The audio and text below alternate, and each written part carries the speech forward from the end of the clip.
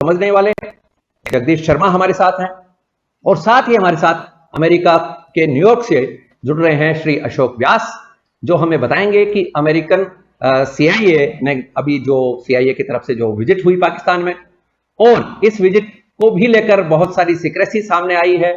CIA के chief ने America में जो प्रेस कॉन्फ्रेंस की, उसमें भी उन्होंने कहा कि हमारी बातचीत पाकिस्तान के एस्टैब्लिशमेंट से चल रही है। तो इन सब मौजूदात के ऊपर हम बात करेंगे। मैं सबसे पहले वार्तिक टीवी की ओर से हमारे दोनों मेहमानों का स्वागत करता हूं। नमस्कार व्यास जी। नमस्कार शर्मा साहब। नमस्कार। नमस्कार। नमस्कार। नमस्कार। बधाई हो सुभाष जी आपको। नमस्कार। बहुत बहुत धन्यवाद आपका।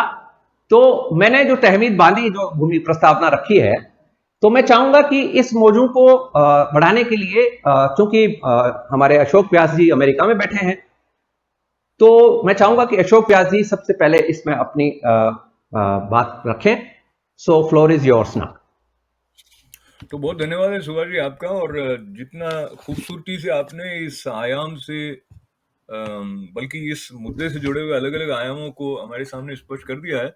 तो अमेरिका की दृष्टि से अगर मैं देखूं तो भारत और पाकिस्तान के संबंधों को लेकर जिस तरह का समीकरण बनता रहा है उसमें कुछ न कुछ बदलाव अक्सर हम देखते रहे हैं। और अभी जिस तरह से पाकिस्तान की सियासत काम कर रही है, और खास करके जब अमेरिका के राष्ट्रपति ओबामा के समय में ओसामा बिन लादेन को पाकिस्तान में पता करके और एक अलग ऑपरेशन अमेरिका ने पाकिस्तान को पूरी तरह प्रकट रूप में विश्वास में लिए बिना किया था, तब से ये पता हो गया है सारी दुनिया को कि किस तरह का संबंध, कैसा समीकरण अमेरिका और पाकिस्तान के बीच में है। और भारत की तरफ न जाते हुए फिर पाकिस्तान और अमेरिका के संबंधों में जो आर्थिक स्थिति पाकिस्तान की है और जो नेतृत्व क्षमता वर्तमान प्रधानमंत्री इमरान खान की है, उस सब को देखते हुए ऐसा लग रहा है कि पाकिस्तान एक दयनीय सी स्थिति में और पहले से ही है। और उसमें कहीं ना कहीं उनको एक अहंकार सा रहता है कि वो अपनी तुलना भारत की जो स्थिति है सामरिक दृष्टि से भी और अंतर्राष्ट्रीय स्तर पर जो पहचान भारत की है उससे करना चाहते हैं। और अभी जो नया डेवलपमेंट हुआ है जिसका उल्लेख आपने किया, उससे ऐसा लगता है कि पाकिस्तान और अधिक अपने अंक गंवा बैठा है अपनी साख की दृष्टि से, अपने सम्मान की दृष्टि से। और कहीं ना कहीं भारत तो अपने आत्मसम्मान को बनाए रखे है, पर पाकिस्तान की संप्रभुता पर भी जैसे एक प्रश्न चिन्ह सा लग जाता है। और स्वयं इमरान खान ने ये शब्द पपेट का प्रयोग करके कहा कि अमेरिका का हमें पपेट नहीं बनना है।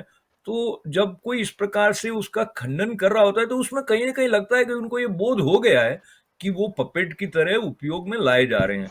तो ये जो स्थिति है, ये अगर हम सिर्फ इसको विश्लेषण की दृष्टि से देखें तो ये बहुत रोचक भी है, लेकिन इसके साथ साथ में जो मैं जगदीश जी और आपसे एक आधा मिनट और लेते हुए आपके साथ ये याद करना चाहूंगा कि जो इतिहास रहा है पाकिस्तान का आतंकवादी गतिविधियों को बढ़ावा देने का, प्रश्रय देने का, वो अब भारत की सरकार की तरफ से भी और अंतर्राष्ट्रीय समुदाय के प्रयासों से भी अब वो बहुत अधिक खुलकर सामने आ गया है।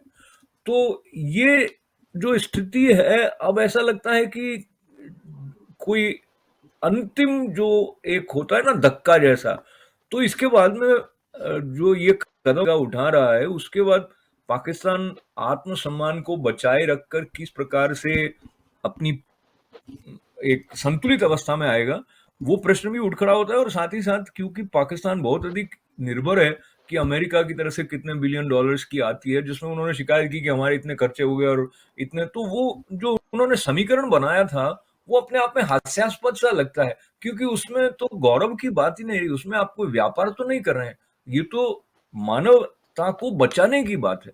तो कुल मिला के ये रोचक स्थिति है, मैं ये कहूंगा। और इस स्थिति को देखते हुए जब पाकिस्तान का ये कहना कि अफगानिस्तान के मामले में भारत को पीछे रहना चाहिए और पाकिस्तान को भी भारत की तरह समीकरण बने अमेरिका से संबंधों का, तो वो बातें भी कहीं ना कहीं उनकी कमजोरी को छुपाने की बजाय उसको बहुत अधिक खुलकर बता देती है। तो इतना कहकर मैं सोचता हूँ कि बात को आप तक वापस पहुंचा दिया जाए। जी जी जी। तो आपने बहुत ही उम्दा तरीके से, बहुत ही बेहतरीन तरीके से आपने इस विषय को आगे बढ़ाया। आपने बिल्कुल ठीक कहा कि पूरी साउथ एशियन जियोपॉलिटिकल सिचुएशन में जो हेजेमनी क्रिएट करने की कोशिश पाकिस्तान करता है, जिसमें कि आज के ही इस मौजू के बीच में ही एक नई घटना को भी टच करता चलूं कि आज हमारे यहाँ जम्मू में जो एयरबेस के टेक्निकल एयरफोर्स के स्टेशन का जो हमारा वहाँ जम्मू का हवाई अड्डा भी उससे संचालित होता है, वहां पर भी आज सुबह जिसको कहते हैं 2 बजे के लगभग ड्रोन के द्वारा एलईडी और कुछ विस्फोट पदार्थ से वो एक तरह की चालबाजी पाकिस्तान ने की है।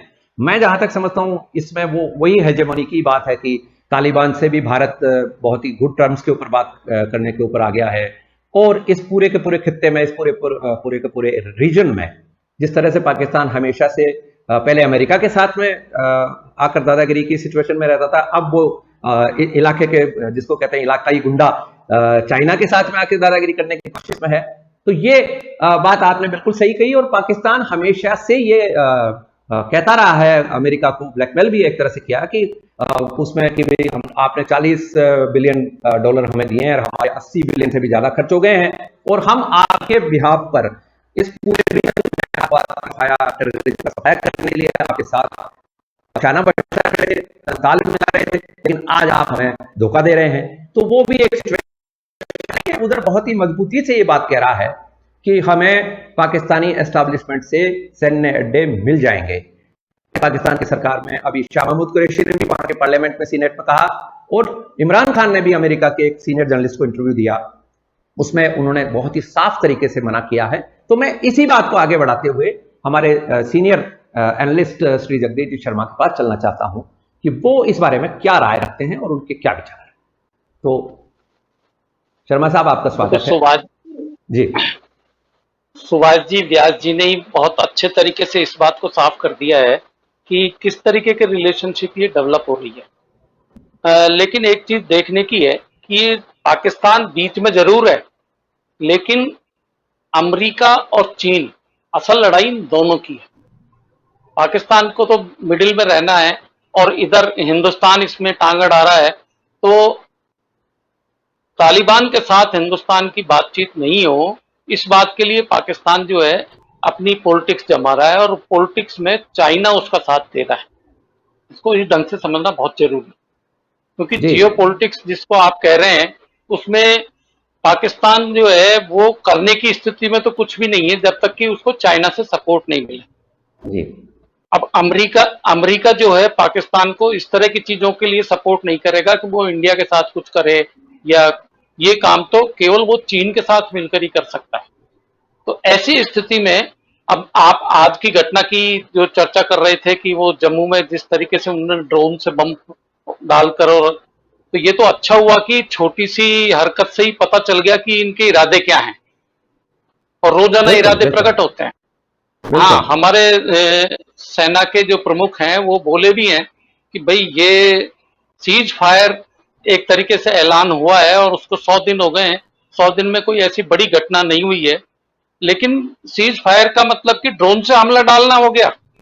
सीज फायर तो ग्राउंड रिपोर्ट है। सीज फायर अगर कर ही दिया है तो ड्रोन भी तो उसमें शामिल है ना, चाहे वो पाकिस्तान खुद करे, चाहे उसकी जमीन से कोई दूसरा आदमी करे, दूसरा ऑर्गेनाइजेशन करे, कोई भी करे। तो ये इस तरीके से जो है ना, ये चीजें बहुत ठीक तरीके से चलेंगी नहीं, और इसका नुकसान ज्यादा होगा। हिंदुस्तान को भी अब और ज्यादा सतर्कता अपनी बॉर्डर्स के ऊपर रखनी होगी, क्योंकि पाकिस्तान कभी भी एक छुट भैया टाइप की जो घटनाएं होती हैं जिसमें कि पत्थर फेंक कर भाग जाना, ये ऐसी स्थिति होती है जिसमें आदमी को पकड़ना भी मुश्किल होता है और उसको समझाना भी मुश्किल होता है। तो ये जो घटनाएं हो रही हैं, ये छोटे परिप्रेक्ष्य में देखना, जैसे व्यास जी ने इसको बड़े परिप्रेक्ष्य में बताया कि किस तरीके से अमेरिका के साथ पाकिस्तान की बात हुई, किस तरीके से सॉल्यूशंस निकले, क्या आर्थिक और राजनीतिक स्थितियां हैं, उसका किस तरीके से सॉल्यूशन बनना चाहिए। तो ये स्थिति इस तरीके से फंसी हुई है। पाकिस्तान को जो है पाकिस्तान को ये समझना पड़ेगा कि हिंदुस्तान अब जो है 71 का या 65 का ये हिंदुस्तान नहीं है।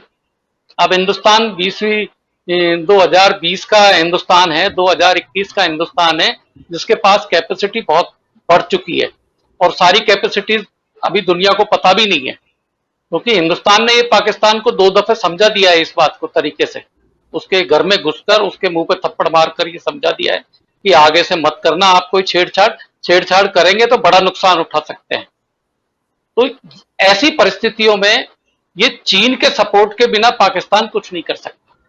पाकिस्तान के पास तो ड्रोन की इतनी बड़ी टेक्नोलॉजी नहीं होगी अभी तक, जो कुछ भी वो यूज कर रहा है ड्रोन सिस्टम्स को, ये सिस्टम तो उसको बाहर से मिले हुए हैं सारे। बिल्कुल आपने सही कहा, वो चाहे चाइना से वो ही आ रहे हैं।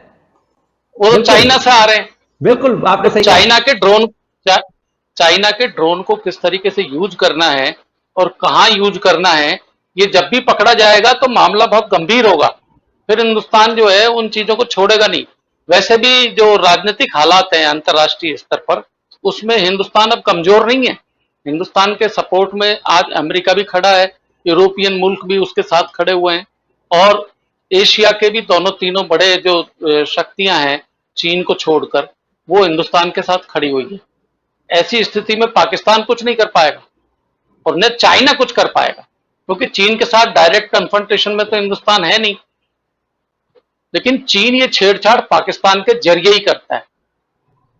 इसको देखना पड़ेगा बहुत बारीकी से कि ये कितना चलता है और अंतर्राष्ट्रीय स्तर पर इसकी बातों का कितना असर पड़ता है, ये बात। बिल्कुल ठीक कहा आपने। मैं आपसे दोबारा जब दूसरे चरण में जब आऊंगा तब ये बात मैं आपसे जानूंगा कि चीन के प्रेशर के और कर्जा वसूली की धमकियों के बावजूद पाकिस्तान को सैन्य अड्डे देने पड़ेंगे वापस से, या तालिबान से जो पाकिस्तान का एक पुराना जो एक उनकी उम्मत का जो एक भाईचारा है वो निभाने के लिए और चीन की दोस्ती को पक्की करने के लिए वो अमेरिका को मना करने की हैसियत में है। आप क्या समझते हैं इस बारे में? मुझे ऐसा लगता है कि अगर आप बारीकी से जो वक्तव्य इमरान खान जी ने दिया है उसको देखेंगे तो उसकी गहराई में वो इसका जवाब पहले ही दे चुके हैं। वो इसको अपनी विवशता मानते हुए इससे अप्रसन्नता व्यक्त करते हुए भी ये स्वीकारोक्ति दे चुके हैं। दरअसल उनका जो वक्तव्य था उसमें जहां तक मुझे लगता है ये प्रयास था कि वो थोड़ा सा लिवरेज हो कहीं कि वो कुछ और इमदाद ले सके अमेरिका से, या अपने आत्मसम्मान का जो एक स्वांग सा बच गया है उसका झंडा थोड़ा और अच्छे से उठा के दिखा सके। पर जो प्रश्न आपने उठाया है उसका जवाब अगर उनके वक्तव्य में देखा जाए तो हाँ में मुझे लगता है।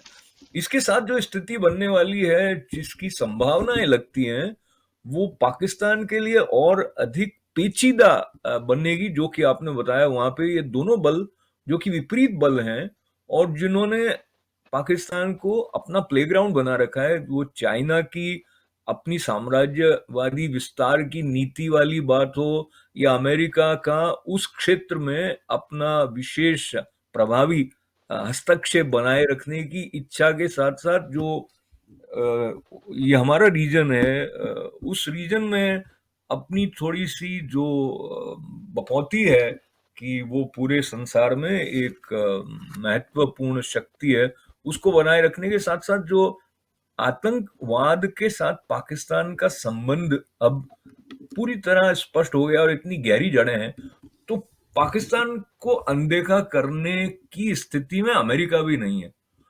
अब जो सवाल आपका था उसको लेके थोड़ा सा और अगर चिंतन हम करें भारत और पाकिस्तान के संबंधों की दृष्टि से इस स्थिति का, तो भारत अपने कार्ड्स कैसे खेलता है उससे ये तय होगा कि भारत को इसका लाभ होता है या नुकसान होता है।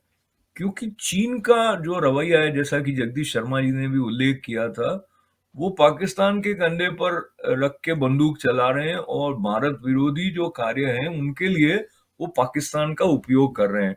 और अगर अमेरिका अपनी सहृदयतापूर्ण भाव से, जैसा कि पिछले समय में, हालांकि पहले लग रहा था कि ट्रंप के जाने के बाद में जब बाइडन आ जाएंगे तो ऐसा हो जाएगा कि वो बिल्कुल भारत विरोधी रुख अपना लेंगे, ऐसा लग नहीं रहा है। कुल मिला के एक शायद स्थितियां ऐसी हैं कि दोनों देश एक दूसरे के बिना चल नहीं सकते हैं, इसलिए भी पर कुल मिला के एक सकारात्मक भाव मुझे बाइडेन एडमिनिस्ट्रेशन का भारत की विशेष करके रक्षा संबंधी जो सहयोग की स्थिति है उसमें लग रहा है। तो इस तरह पाकिस्तान काफी कॉर्नर्ड सा हो गया लगता है। इससे क्या-क्या परिणाम होंगे, जगदीश शर्मा जी भी कुछ और अनुमान लगाएंगे इसके बारे में, पर मुझे लगता है कि शॉर्ट टर्म में जो एक अस्थिरता का वातावरण है पाकिस्तान में, उसके और बढ़ने की संभावना है। और ये भी संभव है, जैसा कि आपने पहले कहा, कि वो कुछ अनर्गल कदम उठा के भारत के विरुद्ध में कुछ किसी सीमा क्षेत्र में करें, या वो जिस तरह की छापामार युद्ध तरह की प्रवृत्ति उनकी रही है, उस दिशा में वो इन दलों के साथ मिलके और कुछ आगे बढ़ जाए। और मैं व्यक्तिगत रूप से ऐसा महसूस करता हूँ कि तालिबान का जो एक रुख है और पाकिस्तान का जो कट्टरवादी रुख है, तो वो चाहे अपने आप को अलग-अलग दिखाते हों, पर कहीं गहराई में मिलावट मिले हुए हैं, ऐसा मुझे लगता है। तो यहाँ पर मैं समझता हूँ, बात को आप आगे ले जाएं। आपने बिल्कुल ठीक कहा। ये जो तालिबान वाला एंगल है, पाकिस्तान तो हमेशा से ही मानता रहा है कि अफगानिस्तान उनका 5वां सूबा है, और वो इस बारे में पूरी की पूरी तैयारी पहले भी कर चुके थे। किंग फैसल के जमाने से लगाकर आज तक आप देख लें, उसमें भुट्टो के जमाने से जिस तरह से ट्रेनिंग हुई तालिबान का, जिस तरह से निर्माण हुआ, और तालिबान क्यों बनाया गया, अच्छे भले चलते हुए कंट्री को किस तरह से इन्होंने नेस्तनाबूद कर दिया, और आज वो खंडरों में तब्दील सा दिखाई देता है। लेकिन आज आपने एक बहुत ही महत्वपूर्ण बात बताई कि अमेरिका वहां से निकल रहा है, लेकिन वो अपनी प्रेजेंस वहां रखना चाहता है। तो आपका ये जो बिंदु है, इस पे अभी हाल ही में एक रिपोर्ट थी कि शायद पाकिस्तान में सैन्य अड्डे ना मिले, अमेरिका साउथ एशिया के दूसरे जो कंट्री है, कजाकिस्तान और तुर्कमेनिस्तान, वहां पर भी उनको कोई रिसाई में उनको कोई प्रॉब्लम आने वाली है नहीं, वहां पर भी वो बना सकते हैं। लेकिन पाकिस्तान को वो छोड़ना भी नहीं चाहते, पाकिस्तान के ऊपर वो अपना पूरा नियंत्रण, क्योंकि उनको पता है कि तालिबान आतंकवाद का माई बाप हो या ना हो, लेकिन पाकिस्तान आतंकवाद का माई बाप है। इसलिए वो इस बात में कभी भी गुरेज नहीं करेंगे कि पाकिस्तान के ऊपर पूरा कंट्रोल। और अभी आपने देखा कि फेटफ का जो अभी रिसेंट जो आया है चार्टर, और जिस तरह के फेटफ के अध्यक्ष ने कहा है पाकिस्तान, जो पहले 27 टर्म्स के ऊपर उनको दिया था लेटर के भी इसको आप पूरी करें, उसमें शायद मनी लॉन्ड्रिंग के ऊपर उनका अब वापस से गतिरोध है, लेकिन साथ में 7 सूत्री कार्यक्रम और पाकिस्तान को पकड़ा दिया है। ये बिना अमेरिका के नहीं हो सकता। तो आपने बिल्कुल सही कहा। लेकिन मैं आपसे जगदीश जी के पास जाऊं, इससे पहले एक चीज मैं पूछना चाह रहा हूं कि क्या आपको लगता है कि चाइना के इतने बड़े दखल के बाद अमेरिका इस रीजन में अपनी हेजेमनी को बरकरार रख पाएगा? ये बहुत ही महत्वपूर्ण प्रश्न है, और रखने की स्थिति में अमेरिका अपने आप को नहीं पा रहा होगा, जैसा जिस दृष्टि से आप बात कर रहे हैं। इसलिए भी वो और अधिक कुछ राजनयिक उपयोग करते हुए, या कहीं कुछ थोड़े बहुत और अधिक समझिए कुछ डॉलर्स की प्रवाह में कुछ बढ़ोतरी करते हुए, अमेरिका निश्चित रूप से कोशिश तो करेगा। और मेरा जो अब तक का रीडिंग है पाकिस्तान और अमेरिका के संबंधों में, पाकिस्तान भी अमेरिका को छोड़ने की स्थिति में नहीं है पूरी तरह।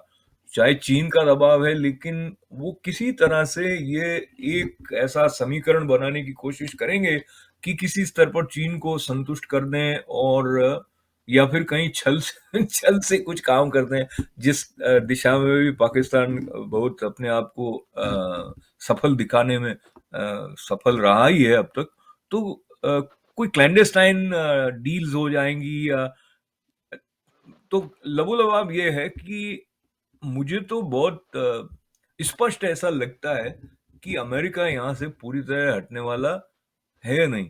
और ये कहीं ना कहीं जिस तरह के हालात हैं, चीन के बढ़ते हुए प्रभाव को लेते हुए, जो कि भारत में नहीं बल्कि पाकिस्तान की भी जो स्थिति है उसको बहुत विचित्र कर देते हैं।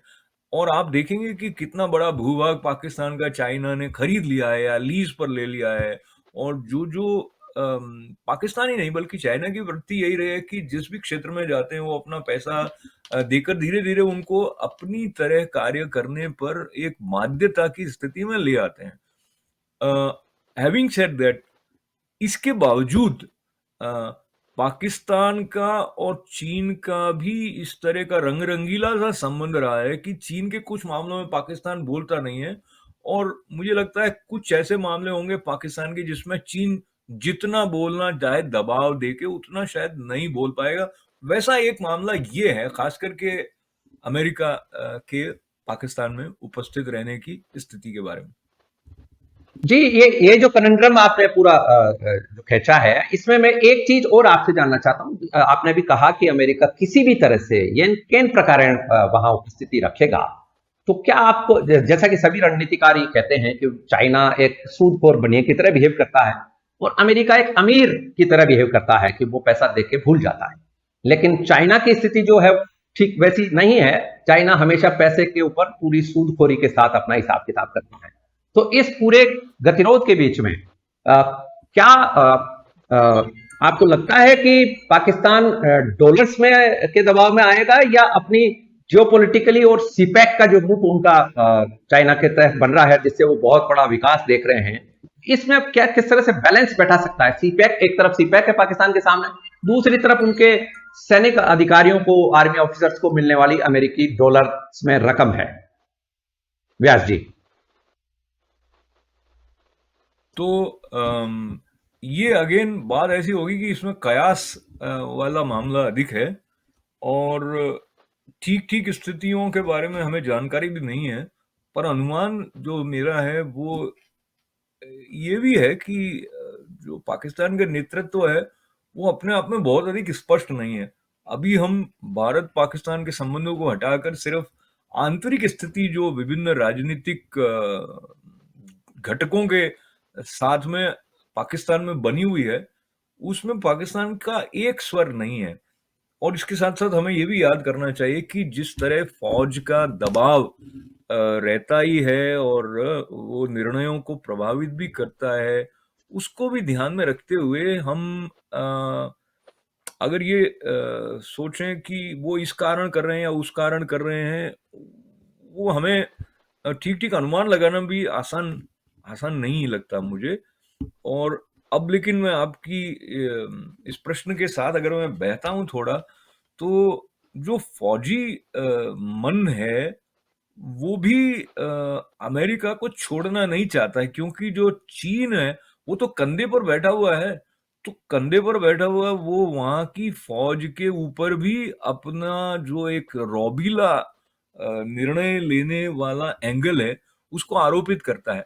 तो अमेरिका इतना ठीक ठीक समझता भी नहीं, और जैसा आपने कहा बनिए की तरह काम, तो बारीकी से जाता भी नहीं वो वस्तु स्थिति की तरफ में। तो इनको लगता है अमेरिकन को, अगर मैं बोलचाल में कहूँ, इनको लगता है अमेरिकन को बेवकूफ बनाना आसान है, तो चाइना वालों को नहीं बना सकते हैं। लेकिन अगर अमेरिका वाले बने रहते हैं तो उनका बहाना लेके वो अपनी कोई बात चाइना तक भी पहुंचा सकते हैं। ऐसी एक स्थिति उनके हित में है। तो मैं इसको ऐसे देखता हूं कि ये विन विन सिचुएशन है पाकिस्तान और अमेरिका दोनों के लिए, और इसमें जो चीन की उपस्थिति है वो तो बल्कि इन दोनों को अधिक समीप खींचने के कारक के रूप में वहां पर कार्य करेगी, ऐसा मुझे लगता है। जी हाँ, ये बात सच है। जियोपॉलिटिकली उनकी जो लैंडस्केप का जो उनका एक वैल्यू है उनके पास में मौजूद है, चूंकि पाकिस्तान का जो एक सिचुएशन है सीमाओं को लेकर, उसमें वो निश्चित रूप से है। मैं जगदीश शर्मा जी की तरफ रुख करूंगा। जगदीश शर्मा जी ने अभी पिछली हमारी बातचीत में बताया कि भारत अब वो भारत नहीं है।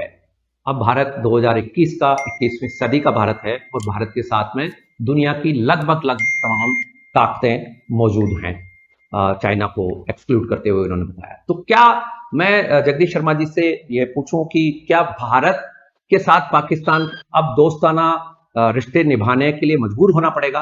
क्या सिचुएशन है? देखिए सुभाष जी, ये दोस्ताना रिश्ते की जो बात आप कर रहे हैं ये तो पहले से ही चालू हो चुकी है। आप इमरान खान के पिछले 1 महीने के वक्तव्य देख लीजिए, और वो किस तरीके से बहुत सावधानी पूर्वक ये कह रहा है कि अब हमको ये करना चाहिए, अब हमको अपने आपस के रिश्तों को इस तरीके से चलाना चाहिए। जैसे अभी थोड़े दिन पहले ही जब 307 के बारे में कश्मीर के नेताओं की प्राइम मिनिस्टर नरेंद्र मोदी से बातचीत हुई है, उस दौरान पाकिस्तान की तरफ से जो वक्तव्य आया है वहां के प्राइम मिनिस्टर का, वो ये कहते हैं कि 370 ऐसा इशू हो सकता है जिसमें कि हमारी आपस की शांति की वार्ता में व्यवधान पड़ेगा। इसका क्या मतलब है? यानी कि बाकी चीजें तो वो मान रहे हैं, अब 370 रह गया उनके लिए। तो वो जिस ढंग की डिप्लोमेसी यूज करते हैं, डिप्लोमेसी की जो भाषा काम में लेते हैं, उसमें दो चीजें साफ झलकती है। एक तो ये कि हम सरेंडर करने की स्थिति में है, मतलब हमारे अंदर जो लड़ने की क्षमता है वो नहीं है आपसे।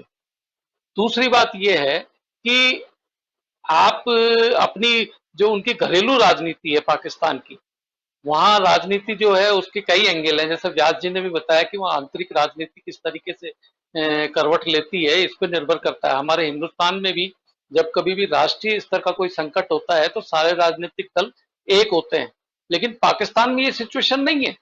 पाकिस्तान में तो राजनीतिक दल अपना अपना डमरू चलाते हैं, बल्कि बहुत सारी चीजें तो ऐसी चलती हैं जिसमें कि वहां की शासन व्यवस्था का कोई पकड़ नहीं है, कोई उनका श्रेय नहीं है और कोई नियंत्रण ही नहीं है उनका।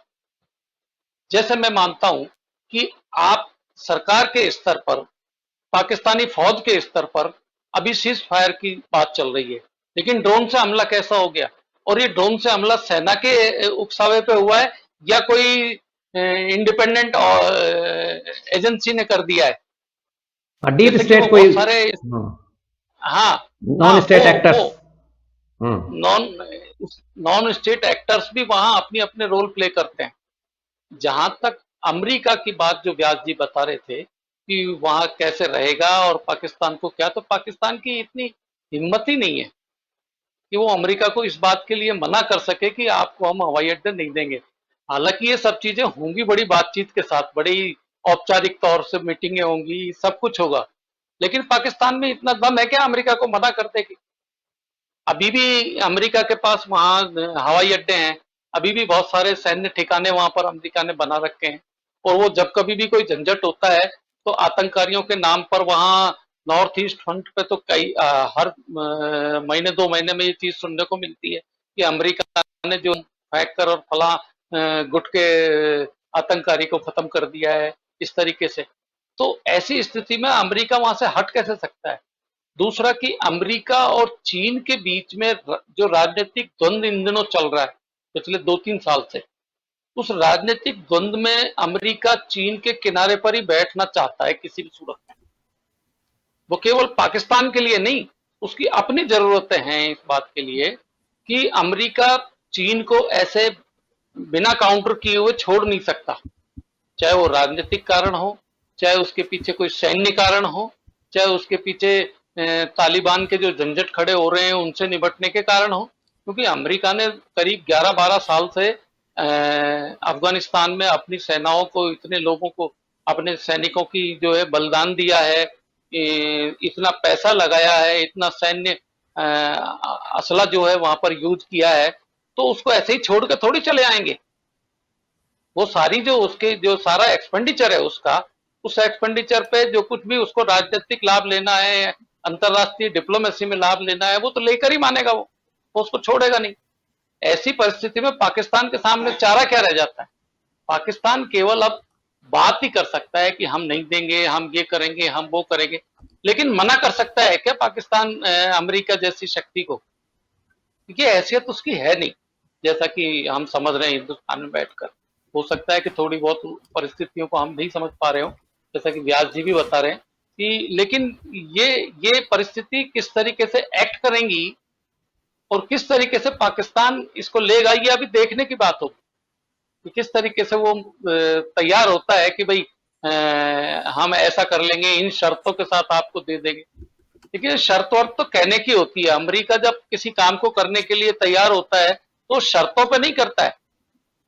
ओसामा बिन लादेन पाकिस्तान में था, जब अमेरिका को लगा कि अब इसको पकड़कर जनता दुनिया के सामने ला देना चाहिए, एक दिन में कर लिया। पाकिस्तान ने क्या कर लिया था उसका? तो पाकिस्तान को में ये शक्ति नहीं है तो वो अमेरिका के साथ उलझे या उससे किसी तरीके की कोई दबाव बनाए। दबाव बनाने की स्थिति नहीं है उसकी। ये बिल्कुल बिल्कुल ठीक कहा आपने। आपने अभी एक इश्यू टच किया कि अमेरिका चाइना के समीपस्थ यानी बॉर्डर पे कहीं ना कहीं रहेगा जरूर, क्योंकि दोनों के बीच में काफी रिफ्ट है। तो आपसे मैं व्यास जी के पास जाऊं तालिबान के इश्यू को लेकर, लेकिन मैं आपसे ये जानना चाह रहा हूं कि चाइना और अमेरिका की इस रिफ्ट के बीच में भारत का क्या कोई भला हो सकेगा, या भारत को जैसी स्थिति है वैसी रहेगी, या पाकिस्तान चाइना के साथ मिलकर फिर कोई दादागिरी की सिचुएशन में आएगा और अमेरिका पे न्यूट्रल रहेगा? क्या आप देखते हैं इस पूरे सीन को भारत के तो परिप्रेक्ष्य से? मैं तो जगदीश सुभाष जी, शर्मा जी आपका से जो प्रश्न है ना, ये सवाल मैंने आपकी बजाय चलिए पहले आप बोल दीजिए, फिर मैं जगदीश जी के पास जाऊं। नहीं नहीं, मैंने गलत ध्यान नहीं, दे दिया, तो आप प्लीज जगदीश जी कैरी से ऑन, प्रारंभ करते हैं। कैरी नहीं, carry Jagdish on ji, please. अरे हाँ जगदीश जी प्लीज। देखिए, व्यास जी भी बोले चाहे मैं बोलूं, उससे कोई फर्क नहीं पड़ता। ये इस बात पर निर्भर करता है कि हमारी जो फॉरेन पॉलिसी है उसके फ्रेमवर्क में किस तरीके से हम काम करते हैं ऐसे वक्त पर, जब बहुत सेंसिटिव इशू है ये। और सेंसिटिव इसलिए भी है कि अमेरिका के साथ हमारी दोस्ती बहुत पुरानी नहीं है। हमारी दोस्ती थोड़े अरसे की है और वो बहुत ही डिप्लोमेटिक किस्म की है, और हमको जरूरत है एक बड़ी शक्ति की हमारे पीछे से हाथ रखने के लिए, इसलिए ये दोस्ती चल रही है। और दोनों के हिसाब से ये जरूरत है। अमेरिका को हिंदुस्तान की जरूरत है। हिंदुस्तान की जो ताकत आज बन गई है पूरे एशिया में, पूरी दुनिया में, उसमें अमेरिका भी ये देखता है कि जब चाइना हमारे साथ नहीं हो सकता है और वो हमारे साथ सारी राजनीति कर रहा है, तो हम एक दूसरी शक्ति को अपने साथ रखें। इसलिए हिंदुस्तान के तरफ देखता है अमेरिका। दूसरा कि हिंदुस्तान का बाजार बहुत बड़ा है। अमेरिका का साथ आने का तो एक कारण ये भी बहुत ज्यादा है कि हिंदुस्तान का बाजार इतना बड़ा है, चाहे वो हथियारों की खरीद हो, चाहे 2 नंबर में हथियारों की सप्लाई हो पूरे मार्केट में आने के लिए, चाहे कंज्यूमर मार्केट हो, चाहे इंडस्ट्रियल मार्केट हो। इवन अभी आपने देखा था कि कोरोना के काल में जब वैक्सीन बनाने की बात आई थी तो डिप्लोमेसी हिंदुस्तान की यूज की गई थी, और हमारे विदेश मंत्री अमेरिका जाकर भी आए, क्योंकि वैक्सीन बनाने के लिए रॉ मटेरियल पर आज भी हिंदुस्तान अमेरिकी रॉ मटेरियल के ऊपर निर्भर है। चाइना से भी आ रहा है उसका माल, लेकिन अमेरिका के ऊपर ज्यादा निर्भर करता है। तो ऐसी चीजें देखते हुए हम इस नतीजे पे पहुंचते हैं कि अमेरिका की और हिंदुस्तान की दोस्ती अभी लंबी चलेगी। जब अमेरिका और हिंदुस्तान की दोस्ती लंबी चलेगी और ये साउथ ईस्ट एशिया की पॉलिटिक्स को लेकर जो हमारे यहाँ बातचीत होगी, उसमें हिंदुस्तान को बहुत ही सावधानी पूर्वक अपनी डिप्लोमेसी को यूज करना पड़ेगा। इसलिए आज से कि तालिबान के साथ उसके अपने रिलेशन कैसे हैं, और चाइना के साथ जब पाकिस्तान हाथ मिला रहा है, तो तालिबान खुद ये इसको किस ढंग से समझता है, ये चीज भी बहुत महत्वपूर्ण होगी। और जी पाकिस्तान उसमें किस तरीके से रोल प्ले करता है। तो ये तीनों चीजों में हिंदुस्तान को अपनी जो राजनयिक शक्ति है, उस राजनयिक शक्ति का जो है थोड़ा सा ध्यान पूर्वक उपयोग करना पड़ेगा, क्योंकि ये हिंदुस्तान निकल नहीं सकता इस राजनीति से। हिंदुस्तान जिस ढंग जगह जगह बैठा हुआ है, और जो उसकी जरूरतें हैं, जो उसका मार्केट है, जो उसकी इकोनॉमी है, उन सबको ध्यान में रखकर हिंदुस्तान अपने आप को अलूफ नहीं कर सकता इन सब चीजों से। हिंदुस्तान को इस सारे क्रियाकलाप में पड़ना ही पड़ेगा। इस जिसको कहते हैं कि हम झंझट, तो ये झंझट अगर बन रहा है तो इस झंझट में हिंदुस्तान को टांग अड़ानी ही पड़ेगी। अब ये कैसे चलेगी, ये देखने की बात है। बिल्कुल, आपने बहुत ही विस्तृत और बहुत ही तरीके से इसको रखा है विषय को। मैं अशोक व्यास जी से ये, अब हमारी बातचीत के अंतिम पड़ाव में हम आ गए हैं, मैं अशोक व्यास जी से ये जरूर पूछना चाहूंगा कि अमेरिका अफगानिस्तान से जिस तरह से निकलने की तैयारी कर रहा है, उसका क्या इफेक्ट भारत पर आ सकता है, वो जरा आप हमें और हमारे दर्शकों को अवगत कराएं। ये प्रश्न के साथ साथ मैं, और जो पहले का आपका प्रश्न था उससे जुड़ी हुई जी जो एक बिल्कुल बात बिल्कुल, है, और जैसे कि आप रखें। शर्मा जी ने एक समय में ये कहा कि पाकिस्तान में अलग अलग राजनीतिक दल अलग अलग भाषा में बोलते हैं, और राष्ट्रीय सुरक्षा के मामले में भारत में सब एक स्वर में उभरते हैं। वहां भी मुझे लगता है कि अब कई समय ऐसा लगता है कि ये बात होनी चाहिए आदर्श रूप में, पर भारत के मामले में है नहीं। और इसका उल्लेख करने के पीछे कारण ये है कि जो स्थितियां हैं उसमें इस तरह के जो स्वर हैं, जो अब ये भारत में एक और चल पड़ा है, राष्ट्रवादी या नई राष्ट्रवादी, या और फिर उसके साथ साथ ये सांप्रदायिक सद्भाव, या ये सारे जो मुद्दे हैं। और मुझे और अधिक स्पष्टता से अगर मैं कहूँ तो ये सरकार जो है, इनके आने के बाद में जो बहुसंख्यक समाज है वो पहले से थोड़ा अधिक मुखरित होने लगा। और लेकिन इसका मतलब ये नहीं हुआ है कि जो अल्पसंख्यक समाज है उसने अपने आप को कहीं कमजोर मान लिया हो, या बल्कि वो जिस दिशा में अपनी सोच को लागू करने के लिए कार्य करते रहे हैं, मुझे लगता है वो पहले से और अधिक संगठित रूप में कार्य कर रहा है। इस बात को लेके मैं, आपने जो अफगानिस्तान का जिक्र किया, वहां तक आना चाह रहा हूँ। तो भारत के लिए स्थिति और भी अधिक पेचीदा है वैसे। और अमेरिका के हटने से एक तरफ जहां भारत की ये कोशिश रहेगी कि अफगानिस्तान में उनकी जो से है वो बरकरार रहे, जिसका कि पाकिस्तान हमेशा विरोध भी करता रहा है, और अभी हाल ही में इस प्रकार के वक्तव्य उनकी तरफ से आए हैं।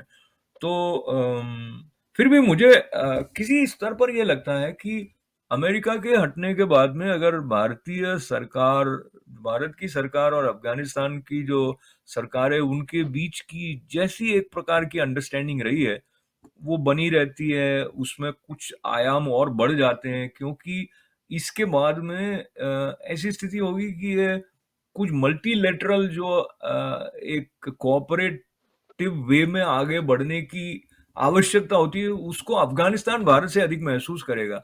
और अफगानिस्तान का पाकिस्तान की तरफ रवैया कोई बहुत सकारात्मक रहा हो ऐसा नहीं है। इसलिए मैं अमेरिका के हटने के भीतर भारत के लिए एक अपॉर्चुनिटी देखता हूं। पर अब इस अपॉर्चुनिटी को भारत के रक्षा नीति के बारे में चिंतन करने वाले किस तरह भुनाते हैं वो तो आने वाला समय बताएगा। बहुत जबरदस्त आपने सेंटेंस बोला लास्ट में कि किस तरह भुनाते हैं। तो मैं जगदीश शर्मा जी के पास में लास्ट हमारी बातचीत का एक अंतिम प्रश्न मैं जगदीश शर्मा जी से करना चाहूंगा, क्योंकि आपने कहा कि किस तरह से हम भुनाते हैं, और जगदीश शर्मा जी ने इसी विषय लगभग टच किया था वैक्सीन डिप्लोमेसी के लिए। तो क्या जगदीश शर्मा जी आपको लगता है कि जैसे अशोक व्यास जी ने इंगित किया कि वहां से अमेरिका जा रहा है, तो भारत की डिप्लोमेसी इस किस तरह से भुना पाती है? तो आपको क्या लगता है भारत की डिप्लोमेसी इस काबिल हो गई है, और क्या इस काबिल हैं हम कि इस पूरे रीजन में हमारी डिप्लोमेसी से हम कोई अचीवमेंट हासिल कर सकें? क्या मानना है आपका हमारी डिप्लोमेसी को लिए? देखिए, सुभाष जी व्यास जी ने जो बात कही है वही बात मैंने पहले कही थी कि हमको बहुत सतर्कता पूर्वक अपनी विदेश नीति को इसमें इम्प्लाइड करना पड़ेगा। इसका कारण ये है कि अभी तक के जो हालात हैं पिछले लगभग एक दशक डेढ़ दशक के, बल्कि जब से रशियन फौजें वापस हुई थी अफगानिस्तान से, उसके बाद से ही हिंदुस्तान ने जिस तरीके से वहाँ अपनी राजनीति खेली है, राजनीति कह दीजिए या राजनयिक रिश्तों को पनपाया है, उसमें आप देखिए चाहे अफगानिस्तान में सड़कें बनाने का काम हो, चाहे हॉस्पिटल्स बनाने का काम हो, चाहे वहाँ पार्लियामेंट बनाने का काम हुआ हो, यानी कि अफगानिस्तान को जो तोड़फोड़ हुई है पीछे, उस तोड़फोड़ से रिस्टोर करने में हिंदुस्तान की बड़ी भूमिका रही। और वहाँ की सरकार के रिश्ते हिंदुस्तान के प्रति बहुत ही भाईचारे के हैं हिंदुस्तान में। लेकिन अब जब तालिबान उभर कर सामने आएगा तो तालिबान किस तरीके से इस रिश्ते को आगे चलने देगा या नहीं चलने देगा, तो वो देखने की बात होगी। दूसरी बात यह है कि जैसे कि मैं पहले कह रहा हूं और व्यास जी भी उसको दूसरे ढंग से इंडिकेट कर रहे हैं कि हिंदुस्तान की डिप्लोमेसी अब इस जोन की या इस एशियन कॉन्टिनेंट की डिप्लोमेसी में किस तरीके से रोल प्ले करती है, उसकी पहली जो जांच है, जो परख है होने वाली है, वो पता चलेगा। क्योंकि हिंदुस्तान भी नहीं छोड़ सकता इस इलाके को ऐसे ही। न केवल अमेरिका वहां से लौटते हुए नहीं छोड़ेगा, बल्कि हिंदुस्तान भी नहीं छोड़ सकता, क्योंकि हिंदुस्तान के अफगानिस्तान के लिए हिंदुस्तान बहुत महत्वपूर्ण कंट्री के रूप में देखा जाएगा। चाहे वो पूरे के पूरे एशिया के साथ यूरोप के मिलने का ठिकाना हो, चाहे पूरे व्यापार का केंद्र हो, चाहे जल मार्ग से निकलने वाले जितने भी रास्ते हैं, आपको पता ही है पिछले दिनों बड़े बंदरगाह के लिए किस तरीके से राजनीति हुई थी। तो ये सारी परिस्थितियों में हिंदुस्तान भी जो है पाकिस्तान के साथ जो कुछ रिश्ते हों वो अलग हैं, लेकिन अफगानिस्तान के साथ अपने रिश्ते बेहतर बनाए रखकर वो उसके साथ मदद करे, या अमेरिका की डिप्लोमेसी को देखकर वो अपना स्टैंड तैयार करे, ये भविष्य बताने वाला है। बहुत बहुत ही खूबसूरत तरीके से आपने इस विषय को रखा, और हम हमारे दर्शकों से एक बार फिर याद दिलाते हैं कि आज हम बातचीत कर रहे हैं पाकिस्तान में अमेरिका के सैन्य अड्डों के उपस्थिति के बारे में। तो ये थे हमारे साथ अमेरिका के न्यूयॉर्क से जुड़े हुए थे श्री अशोक जी व्यास, सीनियर एनालिस्ट, और श्री जगदीश शर्मा, जो कि हमारे बहुत ही सीनियर तर्जयकार हैं, एनालिस्ट हैं। तो आपने इन दोनों को सुना और इन दोनों के विचार जाने कि किस तरह से इस पूरे के पूरे खित्ते में, पूरे के पूरे कॉन्टिनेंटल पूरी पॉलिटिक्स में किस तरह से जियो पॉलिटिकल सिचुएशंस बदल रही है, और आपने हमारे भारत की, हमारे प्यारे भारत की डिप्लोमेसी भी सुनी। आप बिल्कुल बोलिए। जी जी। चलते एक 30 सेकंड का समय और चुराना चाहता हूँ आप 60 सेकंड का लीजिए। बधाई देने के लिए ये जो वार्तिक क्रम आपने प्रारंभ किया है, और उसमें इस प्रथम वार्ता में मुझे भी जगदीश जी के साथ सम्मिलित होने का जो अवसर मिला, ये मेरे लिए बहुत ही आनंददायी और मुझे लगता है विचारोत्तेजक, और साथ ही साथ अच्छे समझिए खुराक अलग अलग ढंग से इन पहलुओं पर सोचने की जो आपने दी, उसके लिए मैं आपका बहुत आभारी भी हूँ। बहुत बहुत मंगल कामनाएं सफलता के लिए, वार्तिक टीवी के लिए। आपका बहुत बहुत आभार कि आपने हमें समय दिया, और वार्तिक टीवी आपको समय समय पर इस तरह कष्ट देता रहेगा, सो आप इसके लिए भी तैयार रहें, और हम आपके पास समय समय पर इसी तरह के मौजूआत लेकर हाजिर होंगे। आपकी राय हमारे दर्शकों को, आपकी स्पेशल जो अनुभव की जो राय, जो आपका पूरा का पूरा इतना अनुभव है, उसको आप हमारे दर्शक जरूर लाभान्वित होंगे। और जगदीश शर्मा जी का भी मैं बहुत बहुत आभार व्यक्त करता हूं कि इन्होंने बिना किसी औपचारिकता के आज की इस वार्ता में हमारा निमंत्रण स्वीकार किया। तो आप दोनों का बहुत बहुत धन्यवाद, और आशा है कि आप फिर हमें वापस से ज्वाइन करेंगे। आपका बहुत बहुत धन्यवाद। तो ये आज आपने सुनी ये महत्वपूर्ण बातचीत। इस बातचीत में हमने टच किया पाकिस्तान की उथल पुथल को, चाइना की दखलंदाजी को, और अमेरिका की पूरी पुरजोर कोशिश को जो वो इस पूरे रीजन में अपनी हेजेमनी को बरकरार रखने के लिए, और आतंकवाद को लेकर जिस तरह का कमिटमेंट अमेरिका दिखा रहा है, उसको अपनी बात को पुरजोर यहां पर इलाके में रखने की जो पेशकश है, उसके बारे में आपने जाना। तो आपका बहुत बहुत आभार, और आपसे एक बार रिक्वेस्ट कि आपको हमारा ये वीडियो, हमारा ये वार्तिक टीवी का कार्यक्रम कैसा लगा, कमेंट करें, वीडियो को लाइक करें, शेयर करें, और वार्तिक टीवी को सब्सक्राइब करें, जिससे हम इसी तरह के मौजूआत, इसी तरह के सब्जेक्ट्स, इसी तरह के इश्यूज, इसी तरह के बर्निंग टॉपिक्स आपके सामने लाते रहें। बहुत बहुत धन्यवाद। आभार आप